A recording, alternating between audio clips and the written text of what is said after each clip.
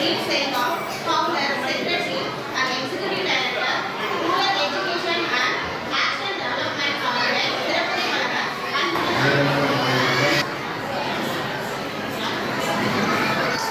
கிட்ஸி பள்ளியினுடைய ஆண்டு விழா மற்றும் அந்த பள்ளியில் வெற்றி பெற்ற மாணவர்களுக்கு கான்வெகேஷன், அதாவது பட்டப்படிப்பு, இதெல்லாம் கல்லூரியில் சொல்லக்கூடிய வார்த்தைகள். இருந்தாலும் இப்போல்லாம் அந்த குழந்தைகள் வந்து அந்த ஏக்கங்களை முடிச்சிருக்காங்க. அந்த குழந்தைகளுக்கான இந்த பட்டப்படிப்பு விழாவிற்கு சிறப்பு விருந்தினராக என்னை அழைத்திருக்கின்ற பாரதத்தையும் நன்றியை தெரிவித்துள்ளேன்.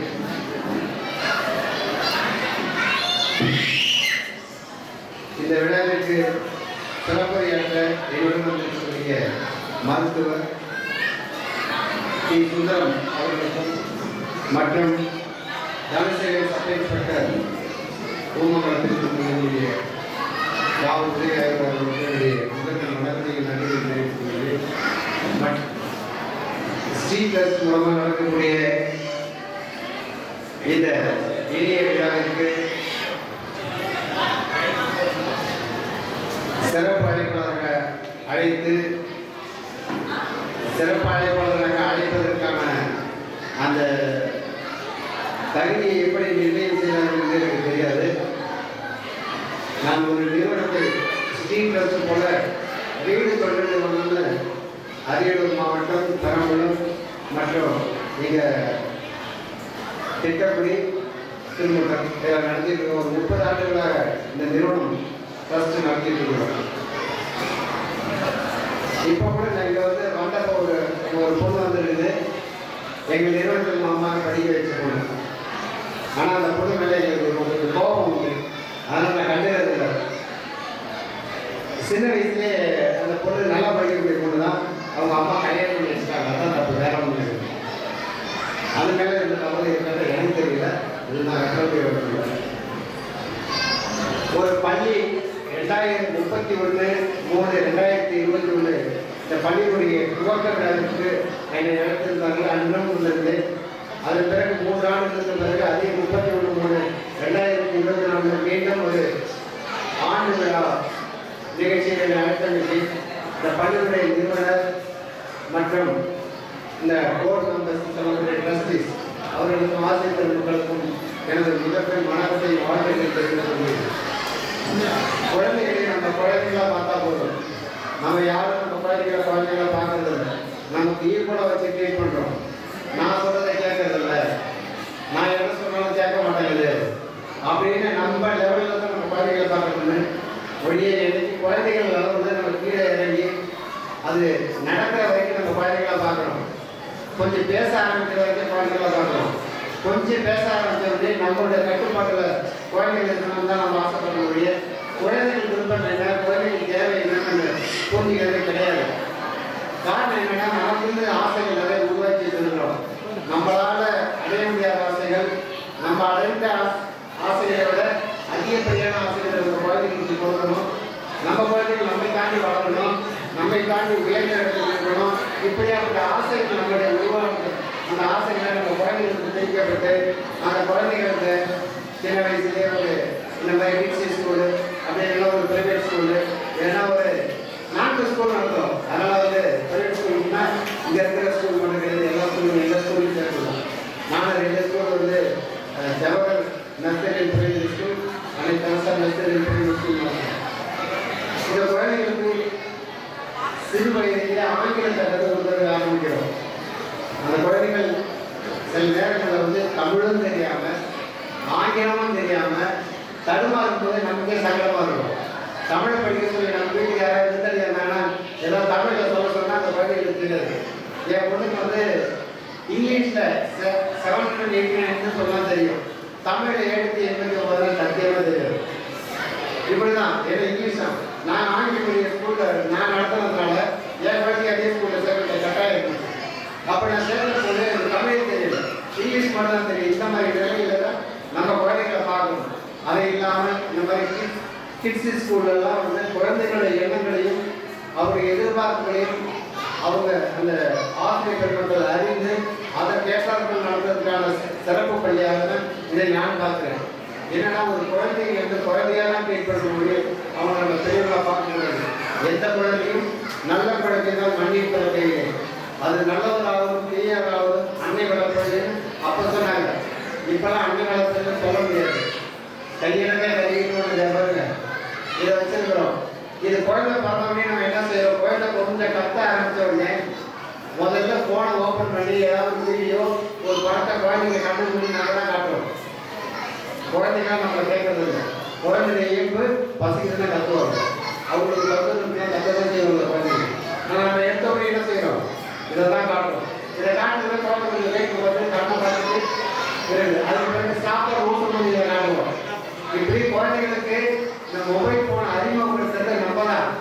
ஆனால் அறிமுகப்படுத்தி ஒரு காலகட்டத்தில் குழந்தைகள் ஒரு இந்த டீனேஜ் சொல்லுவோம், 13-19 வரைக்கும்.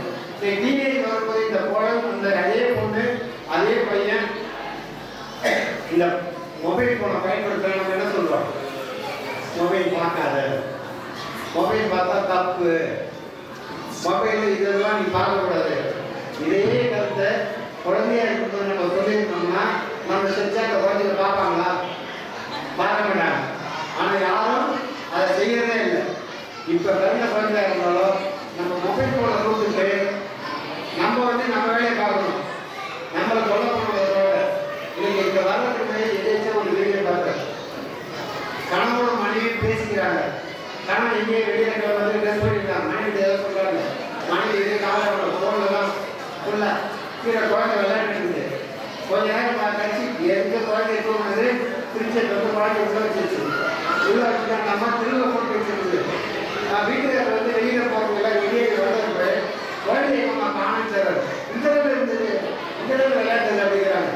ரொம்ப நேரம் தேடி பார்த்துட்டு அந்த குழந்தை உள்ள பிடிச்சுள்ள ஒரு ஓரளவுக்கு அந்த குழு தாங்க, அது வந்து கரெக்டாக இருக்குது. அந்த சவுண்டு எங்கேயே வருது, ஆனால் அதுக்குள்ள அந்த அம்மா ஒப்பதை வைக்க ஆரம்பிச்சிருச்சு.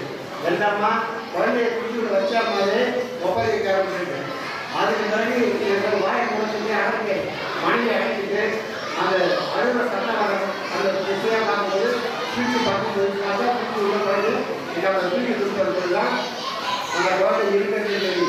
இப்போ என்ன மொபைல் ஃபோனில் பெண்களாக இருக்கட்டும், ஆண்களாக இருக்கட்டும், வயதானவர்களாக இருக்கட்டும், இளம் சிறார்களாக இருக்கட்டும், இதெல்லாம் வந்து கையிடக்க கல்வி எதற்கு நமக்கு பயன்படுத்த நினைச்சோமோ அதையெல்லாம் கொடுத்து இந்த கையிடக்க கல்வி நம்மை வழிநடத்துவதற்காக நாங்கள் கையிடக்க கல்வியோட உணவு வளர்க்கிறோம். அதுதான் நம்ம வழிநடத்தும். நமக்கு உதவியாக இருக்கிறது அந்த மொபைல் ஃபோன் நமக்கு உபத்திரவாகவும் இந்த குழந்தைகளுக்கு ஒரு பெரிய சவாலாக இருக்குது. இப்போ இருக்கிற காலகட்டத்தில் மொபைல் ஃபோன் பண்ணுறோம். இப்போ ஆர்டிஃபிஷியல் இன்டெலிஜென்ஸ் ஏஐ அந்த ஆர்டிஃபிஷியல் நுண்ணறிவு திறன், இந்த நுண்ணறிவு திறன் வந்து ஒரு கேள்வி கேட்டால் அதே பதில் சொல்லிடும். நம்ம படிக்க வேண்டாம், எழுத வேண்டாம், உலகத்தில் இருக்கிற பதிலெல்லாம் ஆராய்ச்சி பண்ணி அதை ஒரு வச்சுனால ஒரு பேசி கொடுத்தோம். இப்படி போயிட்டு இருக்கிற உலகம். அந்த காலத்தில் வந்து நடந்து போனாங்க, சைக்கிளில் போனாங்க, உடம்பு ஆரோக்கியமாக இருந்தது. அதுக்கு டிவிஎஸ் கொடுத்துட்டு டூ வீலர் மொபைல் இருந்தது. இன்னைக்கு கார் தான் எங்கே போனாலும் டூ வீலர் தான், பஸ்ஸில் கூட ஃப்ரீயாக கொடுத்தாங்க. இந்த மாதிரி இருக்கிற உழைப்பு தண்ணி போயிடுச்சு. நடக்கிறதில்ல, உடற்பயிற்சியில் மருத்துவர் சரியாக இருக்கிறாங்க. மருத்துவர்கள் தான் அதிகமாக நம்ம போகிறதே இருக்குது. நிறைய எக்ஸசைஸ் நம்ம செய்வது கிடையாது. பெண்களுக்கு முன்னாடி அரைக்கிறதுலேருந்து ஆட்கள் வரைக்கும் பயிற்சி இருந்தது. இது எல்லாத்திலும் சுற்றப்பட்ட வசனம் பண்ணால் சுற்றுறது வந்துருச்சு. இப்படி தான் அந்த வாழ்க்கை முறை மாறிட்டு நம்முடைய வாழ்க்கை கலாச்சாரம் நம்ம வந்து ஒரு எலக்ட்ரிசிட்டி மின்னணு சாதனமாக நம்ம பயன்படுத்திருக்கிறோம். நம்ம மட்டும் இல்லை, நம்மளே அதை பயன்படுத்தணும். இப்போ இருக்கக்கூடிய வாழ்க்கையை மறந்து இந்த குழந்தைகளை பற்றி குழந்தை பள்ளிக்கு நடத்த முடியாது. இந்த ஆசிரியர்கள் அவர்களுக்கான திட்டம் செய்து செயலாற்றி அவருடைய வாழ்க்கை முறையை உறுதுணையாக இருக்கக்கூடிய ஆசிரியர்கள் மற்றும் இந்த வாழ்க்கையை போய் இந்த நிகழ்ச்சியை சிறப்பாக நடத்தவைக்கும் இங்கே பேச வாய்ப்பதற்கும் நன்றி கூறி இந்த பள்ளி நிர்வாகத்தில் மனிதன் நோயினை புரட்டும் கொடிதன், காலனையும் மிரட்டும் கணிதன், காலத்தினை கூடிடும் கலைஞன், வாழ்வுகளை காட்டும் நம் குழந்தை நல மருத்துவர் நமது திரு டாக்டர் டி. சுந்தரம் கன்சல் பிரியாடி பெர்னாடம் அவர்களை சிறப்புரை வழங்க அன்புடன் அழைக்கிறோம்.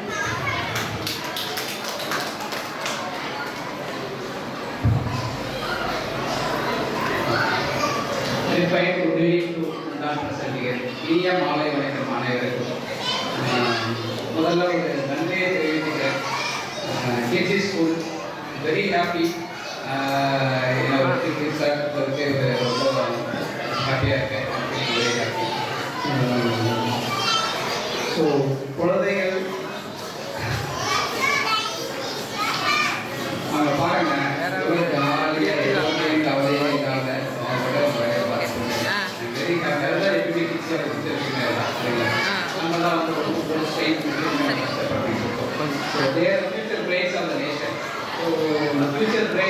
எப்படி நம்ம ஆரோக்கியமாக கொண்டு போய் நல்ல முறையில் சேர்க்க போகிறோம், அதுதான் இங்கே முக்கியமாக நான் பேசுகிறேன் நினச்சிக்கிறது.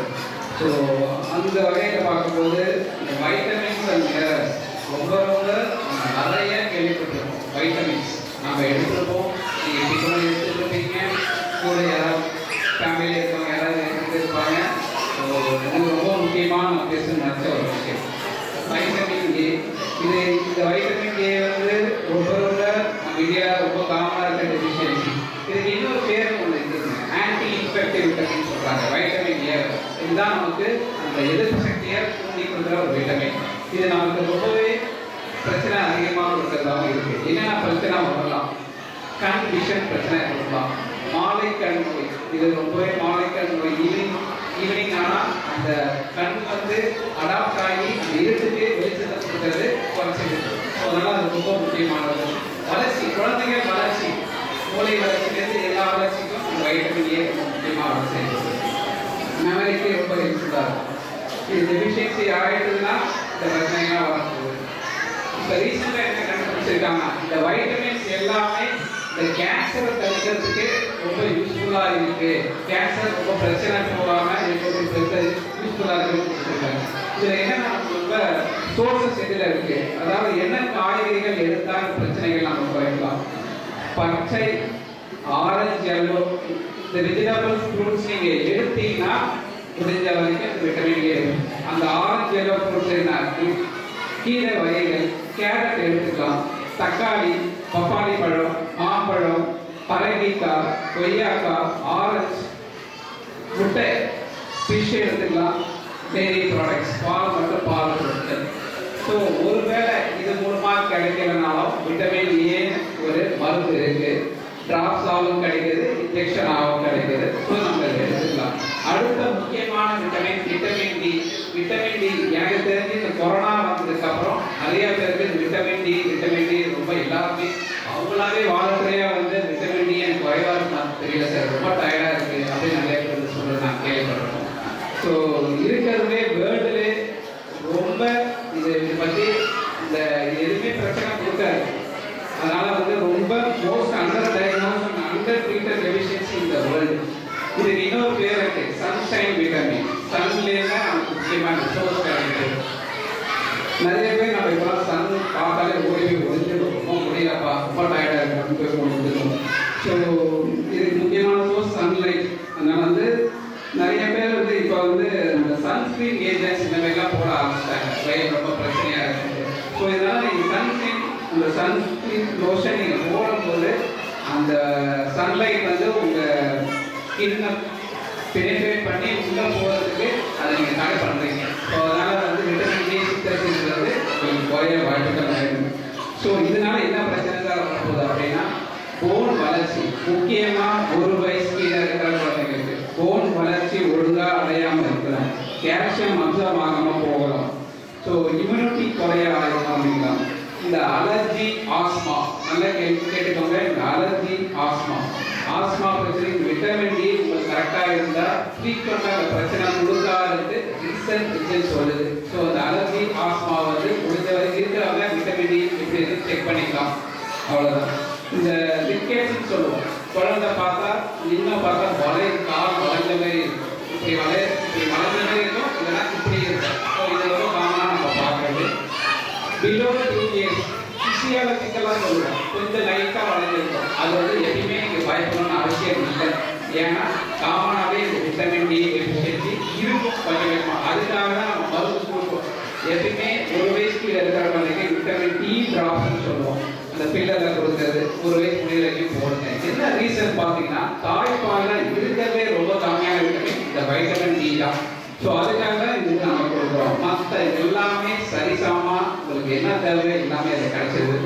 மட்டும் உங்களுக்கு கிடைக்காது. அதுக்காக தான் கொஞ்சம் போட சொல்கிறோம்.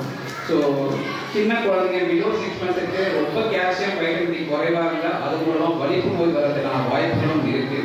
ஸோ டக்குனே சொல்லுவோம், உறவுல பிடிச்சி இழுக்குதுப்பா அப்படின்னு சொல்லுவாங்க. கை பிடிச்சி இழுக்குது, கை பிடிச்சி இழுக்கிற மாதிரி இருக்குன்னு சொல்கிறதும் இது ஒரு ரீசனாகவே இருக்குது. சன்லைட் இல்லாமல் மற்றபடி முட்டையிலே உங்களுக்கு இந்த தீர்வு கிடைக்கும். ஃபிஷ் எடுத்துக்கலாம், டெய்ரி ப்ராடக்ட்ஸ் எடுத்துக்கலாம். இன்னொரு விஷயம், பிறந்த குழந்தைக்கு நம்ம யூட்டிலைஸ் பண்ணி என்ன பண்ணணும், traditional practice of exposing babies to sunlight after oil application. நல்லா ஆயில் அப்ளை பண்ணிட்டு அந்த வெயிலை நீங்கள் காமிப்பீங்க. ஸோ அது மூலமாக விட்டமின் டி என்ட்ராக அதிக வாய்ப்புகள் இருக்குது. ஸோ முஸ்லீம்ஸ் அந்த பறவை அழுவாங்க, அவங்களுக்கு ரொம்ப காமனான டிஃபிஷியன்சி. ஸோ விண்டர் சீசனில் கொஞ்சம் குறைவாக இருக்கும்.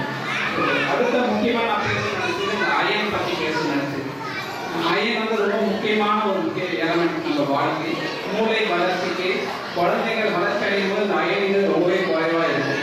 ஸோ அதுக்காக மெயினாக நீங்கள் எடுக்க போகிறீங்க. இந்த ஹீமோகுளோபின் ஒரு ப்ரோட்டீன் இருக்குது, நீங்கள் நிறைய எடுத்து பார்ப்பீங்க பிளட் டெஸ்ட்டில் ஹீமோகுளோபின். அதுக்கு இந்த அயன் முக்கியம். இந்த அயன் தான் அந்த ஹீமோகுளோபின்ங்கிற ப்ரோட்டீனை உருவாக்குறதுக்கு ரொம்ப இது பண்ணும். அந்த ஹீமோகுளோபின் என்ன மெயினாக ரோல்னா, பாடியில் உங்களுடைய ஆக்சிஜன் நீங்கள் சுவாசிக்கும் போது ஆக்சிஜன் உள்ள வருது, அது போய் பிளட்டில் கலந்து அந்த ஹீமோகுளோபின்ங்கிற ப்ரோட்டீன் அதுதான் எடுத்துகிட்டு போய் எல்லா இடத்துக்கும் கொடுக்குறது முக்கியமான ஆர்கன். ஃபார் எக்ஸாம்பிள் ஹார்ட்டு, மேலே மூளை, இதெல்லாம் அந்த அயன்கள் தான் ஹீமோகுளோபின் வழியை எடுத்து போய் கொடுக்குறது. ஸோ இது டெபிஷியண்டாக இருந்ததுன்னா ரத்த சோகை வரும். சரிங்களா? ரத்த சோகை இருக்கிற குழந்தைங்களுக்கு வளர்ச்சி ரொம்பவே பாதிக்கப்படும். என்ன பண்ணுவாங்க அப்படின்னா, மண் சாப்பிடுவாங்க, அரிசி சாப்பிடுவாங்க, ஐஸ் சாப்பிட்றாங்க, இந்த மாதிரி கம்ப்ளைண்டோட வருவாங்க.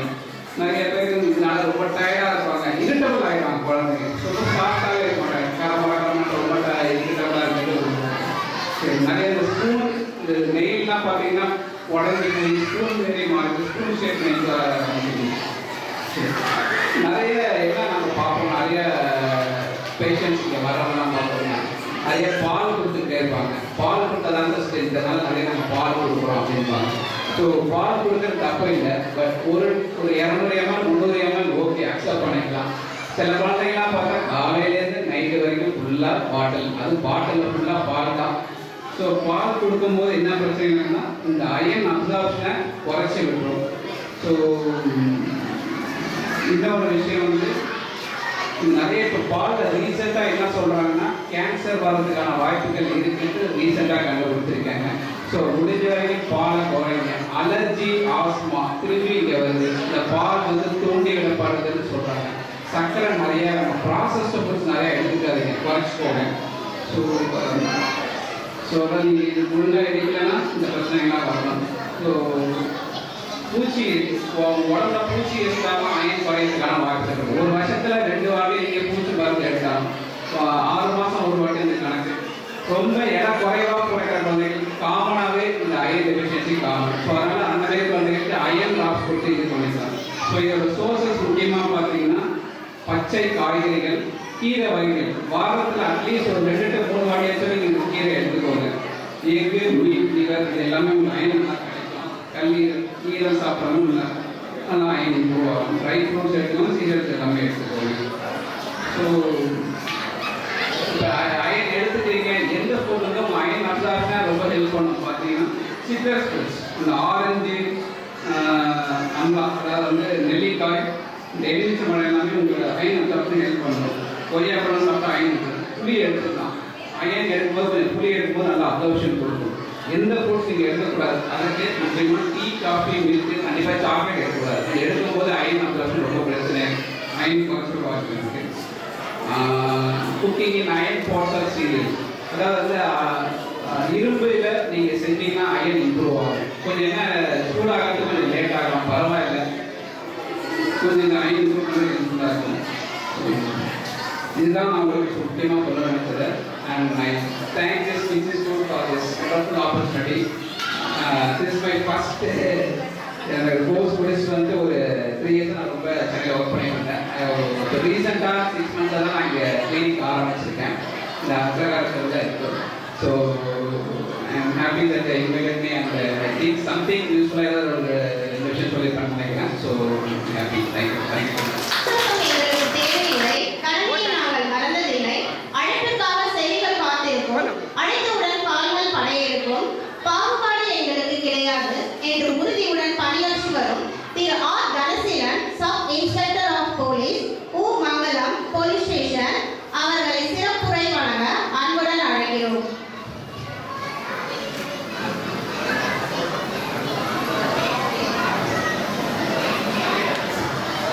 அனைவருக்கும் இந்த இனிய மாலை சென்றல் வீசக்கூடிய இந்த இனிமையான நேரத்தில் இங்கே வந்திருக்கும் அனைத்து மாணவர்கள், தாய்மார்கள் மற்றும் பெரியவர்கள், இங்கே தலைமை தாங்கி இன்று கொண்டிருக்கும் நமது மருத்துவர்கள் செல்வம், ரத்தனம் மற்றும் முக்கிய தலைவர்களுக்கும் எனது மாலை நன்றியை முதல் தெரிவித்துக் கொள்கிறேன்.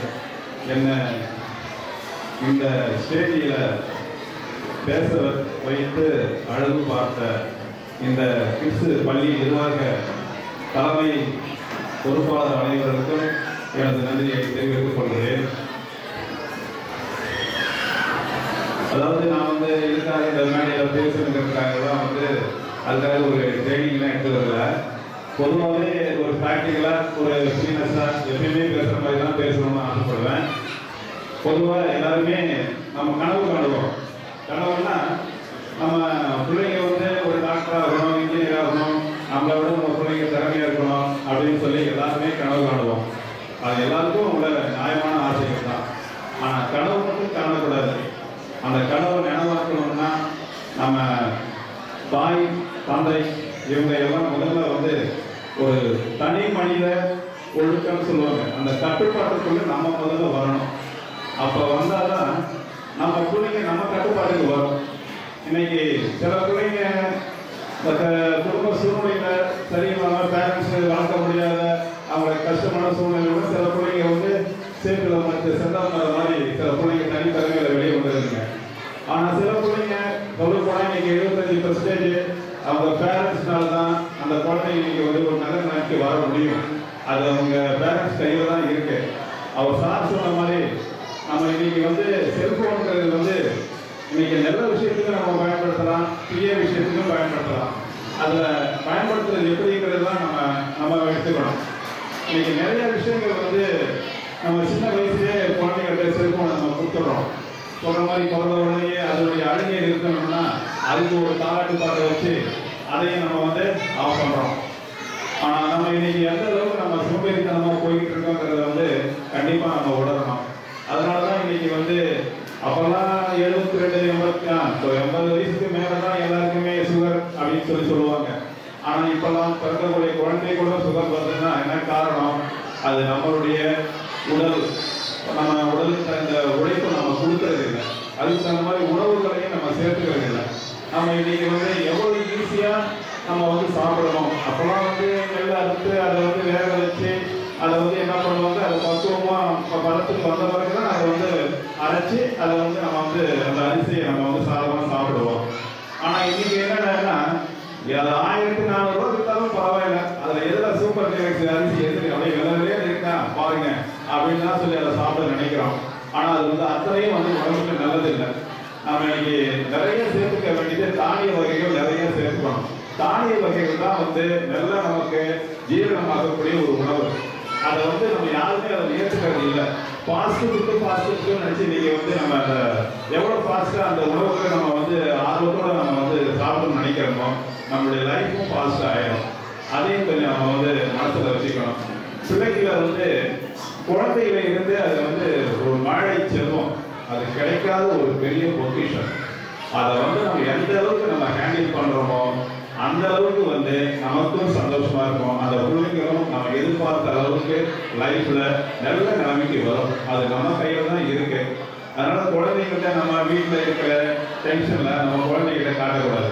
அதுங்க எந்த நேரத்தில் படிக்க வைக்கணும், எந்த நேரத்தில் அன்பு காட்டணும், எந்த நேரத்தில் அது கூட நம்ம விளையாடணும் அப்படிங்கிற மாதிரி நம்ம டைம் டேபிள் போட்டு அந்த குழந்தைய முறைப்படி நம்ம வளர்த்தாதான் நம்ம எதிர்பார்க்கிற அளவுக்கு அந்த குழந்தை நாளைக்கு இந்த உலகத்துல பேசக்கூடிய அளவுக்கு ஒரு மனிதனா நிற்பான். 1000 பேர் நம்மளை பார்க்கணும், 1000 பேர் நம்ம பார்க்கக்கூடாது. எப்பயுமே அந்த எண்ணம் நம்ம மனசுல இருக்கணும். அப்படி இருந்தால்தான் நம்ம எந்த ஒரு செயலையும் சரியான செயலை நம்ம கொண்டு போய் முடியும். எந்த ஒரு இலக்குங்கிறது எல்லாத்துக்குமே ஒரு ஆசை இருக்கும். அந்த இலக்கை நம்ம பிடிக்கணும்னா என்ன பண்ணணும், அதுக்கு என்ன வழி, அந்த வழியை நம்ம அதாவது நல்லதே நினைப்போம், நல்லதே செய்வோம், நல்லதே நடக்கும்னுவாங்க. அந்த மாதிரி நம்மளுடைய எண்ணங்கள் தான் நம்ம வாழ்க்கை. நம்ம எண்ணம் எந்த அளவுக்கு தெளிவாக இருக்கோ அப்போதான் நம்மளுடைய வாழ்க்கையும் தெளிவாக இருக்கும். அதே மாதிரி நம்ம பசங்களெல்லாம் கோயிலில் போய் சாமி கும்பிடுவாங்க. அது நான் வந்து குறைன்னு சொல்லலை. ஆனால் மனமே கோயில்னு சொல்லுவாங்க. இந்த மனங்கிறது வந்து நம்ம மனசுங்கிற ஆலயம் சுத்தமாக இருந்ததுன்னா நம்ம கடவுள் நமக்குள்ள இருக்கிறாருன்னு அர்த்தம். அதை மனசுக்கு முதல்ல தெரிஞ்சுங்க. நம்ம போய் அங்கெல்லாம் போய் வீட்டு ஒவ்வொன்றா கடவுள் நமக்கு வந்து நமக்குலாம் ஃபர்ஸ்ட் ப்ரிஃபரன்ஸ் கொடுப்பாருன்னு தயவு செய்து நினைக்காதீங்க. எண்ணம் தான் வாழ்க்கை. நம்ம எண்ணம் நல்லா இருந்தால் வாழ்க்கையில நம்ம யாரும் ஒன்றும் பண்ண முடியாது. நம்மளை கெடுக்கணும்னு நினைக்கக்கூடிய யாரா இருந்தாலும் சரி, அவங்கள நம்ம திரும்பியே பார்க்க கூடாது. ஏன்னா நம்ம போகிற வேகம் குறைஞ்சிடும். அதனால சொல்லுவாங்க, அடிக்கடி நான் பார்ப்போம், இந்த குதிரை எப்பயுமே வேகமா ஓடும். அது ஃபர்ஸ்ட் பிரைஸ் வாங்கிடும். ஆனா வாங்கிட்ட பிறகு நம்ம வாங்கிட்டோம்னு நினைச்சு இருக்கக்கூடாது. அந்த குதிரை அதுக்கு மேல தன்னுடைய இடத்தை யாரும் பிடிக்க கூடாதுங்கிற நோக்கத்தை அந்த குதிரை ஓடிக்கிட்டு இருக்கணும். அப்பதான் வாழ்க்கை. ஓடிக்கிட்டே இருந்தாதான் சொல்லுவாங்க ஒரு பழமொழி, அதாவது ஓடின காலம் தான் ஸ்ரீதேவி, ஓடாத காலம் பூதேவின்னு சொல்லுவாங்க. அந்த மாதிரி வாழ்க்கையில நம்ம எந்த அளவுக்கு வந்து சுறுசுறுப்பா நம்ம செயல்படுறோமோ அந்த அளவுக்கு நம்மளுடைய வாழ்க்கை தரமும் உயரும். நம்மளுடைய பேரு புகழ் சந்தோஷம் இதெல்லாம் நம்மளை தேடி வரும். இதை தேடி நம்ம என்னைக்கு நம்ம சோழம் நினைக்கிறோமோ நம்மகிட்ட இருக்கிறது எல்லாமே போயிடும். அதனால நான் எல்லாருமே கேட்கிறது என்னன்னா, முதல்ல வந்து நம்ம கிட்ட வந்து ஒரு கட்டுப்பாடு முதல்ல வரணும்.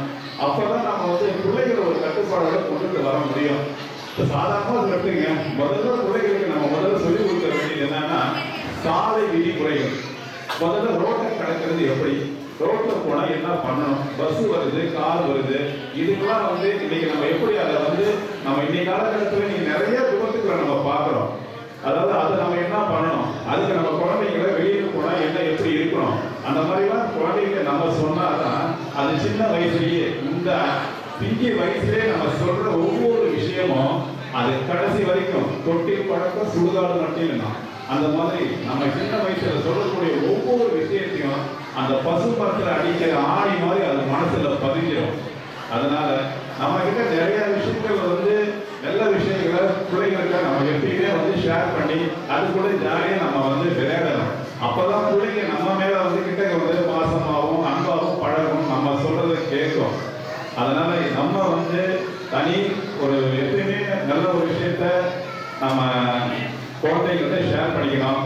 அதே மாதிரி நிறைய இடத்துல நம்ம பார்க்குறோம், இந்த விபத்துக்கள்லாம் நிறைய நான் பார்த்துட்டு இருக்கிறேன். அந்த டிபார்ட்மெண்ட்டில் நிறைய பார்க்குறோம். அந்த மாதிரி சொல்லுவாங்க, 80ல் போனோம்னா 40 வரைக்கும் போயிடுவோம், 40ல் போனால் 80 வரைக்கும் இருப்பான ஒரு பழமொழி சொல்லுவாங்க. அதே மாதிரி இன்னைக்கு வந்து நம்ம பிள்ளைகளை வண்டி வாகனங்களில் போகும்போது கூட சொல்லுங்க, பெருமையாக நம்ம என்ன பண்ணுறோம், ஹைஸ்பீடு வண்டிலாம் வாங்கி கொடுத்துட்றோம் பிள்ளைங்களுக்கு. அது இல்லாமல் என் பிள்ளைங்க இங்கே வந்து கேடிஎம் வண்டியில் போகிறோம் அப்படின்னு பெருமையாக பேசுறது பெரிய விஷயம் இல்லை. அதை வந்து நம்ம சந்தோஷத்துக்காக வாங்கி கொடுக்குறோம். ஆனால் அவன் என்ன பண்ணுறான், இன்னைக்கு வந்து எனக்கு வாங்கி கொடுத்தாலும் நான் போவேன், காலேஜுக்கு போவோம் அப்படிங்கிற கண்டிஷனில் அவன் நிற்கிறான். ஆனால் எதை வாங்கி கொடுக்கணும் எதை வாங்கி கொடுக்கக்கூடாதுன்னு முடிவு பண்ணுறது நம்ம பேரண்ட்ஸ் மட்டும்தான். நம்ம தான் பண்ணணும். நம்ம பிள்ளைகளுடைய நலன் நம்ம கையில் தான் இருக்கு. அதை நீங்கள் கண்டிப்பாக எல்லாரும் வந்து அதை தெளிவாக தெரிஞ்சுக்கணும். இந்த என்ன பேருன்னா நிறையா பேசலாம், ஆனால் இருந்தாலும் காலம் எனக்கு கொஞ்சம் வேலை அதிகமாக இருக்கு. அதனால எனக்கு மறுபடியும் சொல்ற இந்த ஸ்டேஜில் ஏற்றி என்னை பேச வாய்ப்பளித்த நல்ல உள்ளங்களுக்கு எனது மனமார்ந்த நன்றியை தெரிவித்துக் கொண்டு அனைவரிடமிருந்து விடைபெறுகிறேன். வணக்கம். உலக திருக்குறள் கூட்டமைப்பு தலைவர் லயன் மு. ஞானமூர்த்தி அவர்களை சிறப்புரை வழங்க அழைக்கிறோம். தென்னாடு நகரத்தில் ஒரு பெருமை மிகுந்த கிட்ஸ் சிறார் பள்ளியை நடத்தி கொண்டிருக்கக்கூடிய நிறுவனர் அன்பிற்கினிய சகோதரர் உள்ளிட்ட அனைவருக்கும் முதற்க நன்றி கலந்த வணக்கத்தை தெரிவித்துக் கொள்கிறேன். பெரிய நகரங்களிலே தான் இதை கொண்ட சிறார் பள்ளிகள் இருக்கும். பெண்ணாடத்திலே இந்த பள்ளியை துவங்கிய அன்றைய காலகட்டத்திலே எனக்கு ஒரு பேரன் இருக்கிறார். அவரை எங்கே சேர்ப்பது என்கின்ற ஒரு குழப்பத்திலே நான் இருந்தேன். என்னுடைய மகள் தான் சொன்னார், இது போல ஒரு பள்ளியை துவங்கி இருக்கிறார்கள், ரத்தன மகாலுக்கு பக்கத்திலே தான் அந்த பள்ளியை துவங்குகிறார்கள், அதிலே நாம் சென்று சேர்ப்போம் என்று சொன்னார்கள். முதலாவதாக இந்த பள்ளியை துவங்குகின்ற அந்த காலகட்டத்திலே என்னுடைய பேரனையும் அழைத்துக் கொண்டு நான் அந்த பள்ளிக்கு வந்தேன். ஆனால் இதை நடத்துபவர்கள் யார் என்று எனக்கு தெரியாது, நான் தெரியாது. வந்த தாத்தாக்கள் பட்டியலிலே நான் ஒருவராக இருந்து பார்த்துவிட்டு அந்த பள்ளியுடைய நிர்வாகத்தை பார்த்துவிட்டு சென்றேன். எல்லாம் சின்ன சின்ன பிள்ளைகளாக இருக்கிறது. இதை எப்படி இவர்கள் பார்க்க போகிறார்கள், கவனிக்க போகிறார்கள்? ஏன்னா வீட்டில் ஒன்றை வச்சுட்டு இருக்கிறதே ஒரு பெரிய சிரமமா இருக்கு. இதெல்லாம் 40-50 பிள்ளைகளுக்கு வேலை இருக்குது. இது எப்படி இவங்கெல்லாம் கவனிக்க போறாங்க என்கின்ற ஒரு ஐயப்பாட்டோடு தான் நான் வீட்டுக்கு சென்றேன். ஆனால் ஒரு மாதம் ஆகியது. ஏனென்றால் என்னுடைய பேரன் அவருடைய தாயை விட்டு யாரிடத்திலேயும் வரமாட்டார். யார் கூப்பிட்டாலும் போக மாட்டான். நான் கூப்பிட்டா கூட வரமாட்டான். அவங்க அம்மா கூட தான் அப்படி ஒட்டிக்கிட்டு இருப்பாங்க. இங்கே பல பிள்ளைகள் அப்படிதான் இருக்கும். அப்படி தாயை விட்டுட்டு அடுத்தது யார்கிட்ட போவாங்கன்னா தாத்தா பாட்டிட்டு போவாங்க. ஏன்னா அவங்க வந்து செல்ல பிள்ளைங்க, செல்லையமா பார்ப்பாங்க. இந்த நிலையில இருந்த என்னுடைய பேரன் இந்த பள்ளிக்கு வந்து கிட்டத்தட்ட ஒரு 6 மாதம் ஆகியது. அதன் பிறகு எல்லா பிள்ளைகளோடும் விளையாடக்கூடிய அந்த சிந்தனை அவனுக்கு வந்தது. எல்லா பிள்ளைகளோடும் பழகக்கூடிய அந்த ஊக்கம் அவனுக்கு ஏற்பட்டது. பெரியோர்கள் யாராவது வந்தால் அவர்களோடு சென்று அவங்க ஏதாவது அவர் கேட்டால் அதுக்கு பதில் சொல்லக்கூடிய அந்த எண்ணமும் ஆற்றலும் அவனுக்கு வந்தது. இது எப்படி என்று சொன்னால், இங்கே இருக்கக்கூடிய அவனை சார்ந்த அதே பிள்ளைகளோடு பழகுவதும், அந்த பழகக்கூடிய ஒரு நல்ல ஒரு நிலையை, ஒரு சூழ்நிலையை இருக்கக்கூடிய இந்த ஆசிரியர் பெருமக்கள் உருவாக்கிய காரணத்தினால் அவன் அந்த அளவுக்கு உயரக்கூடிய ஒரு நிலை இருந்தது. இதை ஏன் நான் சொல்லுகிறேன் என்று சொன்னால், நம்முடைய வீட்டில் இந்த சிறார்கள் பிள்ளைகளை வச்சுக்கிட்டு நாம வந்து எவ்வளவு சிரமப்படுறீங்கிறது எங்களுக்கு தெரியும். நான் உணர்வுபூர்வமா நான் நிறைய பார்க்கணும். 5 பேர பிள்ளைகள் இன்னைக்கு எங்க வீட்டில் நகர எதிராட்சி இருக்கு. தொல்லை தாங்காம நான் ரூமுக்கு மேல போயிடுறது. ஏன் 5 பிள்ளைங்க இவ்வளவு நிலைமை இருக்குன்னா 50 பிள்ளைகளை வச்சுக்கிட்டா கூட இவங்க எவ்வளவு சிரமப்படுவாங்க என்பது தெரிகிறது. அதே போல பெற்றோர்கள் பிள்ளைகளை வளர்க்கின்ற போது பெற்றோர்களுக்கு பிள்ளைகளுக்கு நம்ம ஆலோசனை சொல்ல முடியாது. அவங்க கேட்கிற நிலையில் இல்லை. பெற்றோர்கள் மட்டும் ஒன்றை புரிந்து கொள்ள வேண்டும். ஒவ்வொரு பிள்ளைக்கும் ஒரு தனி திறமை இருக்கிறது. எந்த பிள்ளையும் மோசமான பிள்ளை, அறிவில்லாத பிள்ளை, ஆற்றல் இல்லாத பிள்ளை என்று நாம் நினைத்து விடக்கூடாது. நம்முடைய தாத்தாவை நீங்க கணக்கிட்டு பார்த்தீங்கன்னா, நம்மை விட அவர்களை விட நாம வந்து நம்முடைய அப்பா வந்து அறிவாளியா இருந்தாங்க. நம்முடைய அப்பாவை கணக்கிட்டு பார்த்தால் அவர்களை விட நாம வந்து அறிவாளியா இருந்திருக்கிறோம். நம்மை விட நம்முடைய பிள்ளைகள் அதிகமாக ஆற்றலும் அறிவுள்ளவர்களாகவும் இருந்து கொண்டிருக்கிறார்கள். நம்முடைய பிள்ளைகளை விட இந்த பேர பிள்ளைகள், சிறார் பிள்ளைகள் இருக்கிறார்களே, இவர்கள் பல மடங்கு அறிவிலே வளர்ந்து கொண்டிருக்கிறார்கள் என்பதை நாம் புரிந்து கொள்ள வேண்டும்.